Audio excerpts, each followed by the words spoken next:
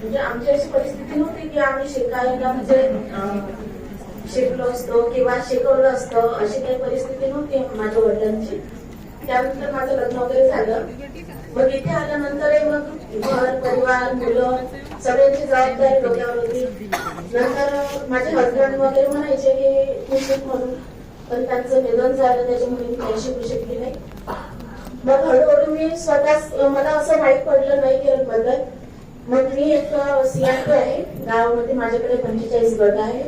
मी त्यात मार्फत महिलांना प्रेरित करत गेली की तुम्ही नाही केलं मार्फत परीक्षा द्या, शिका आणि समोर काहीतरी करून दाखवा जेणेकरून आताच्या पिढीला किंवा आणखी काही महिलांना एक दिशा मिळेल.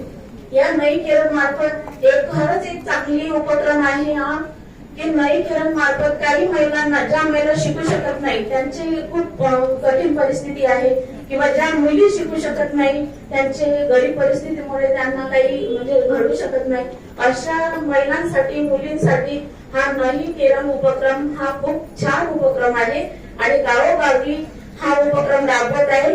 ह्या उपक्रमामार्फत मी आज खरंच खूप समोर गेलेली आहे आणि खूप एक चांगल्या पोस्टवर उभी आहे. ह्या नई किरण उपक्रमाचे मी खूप खूप आभार मानते. थँक्यू.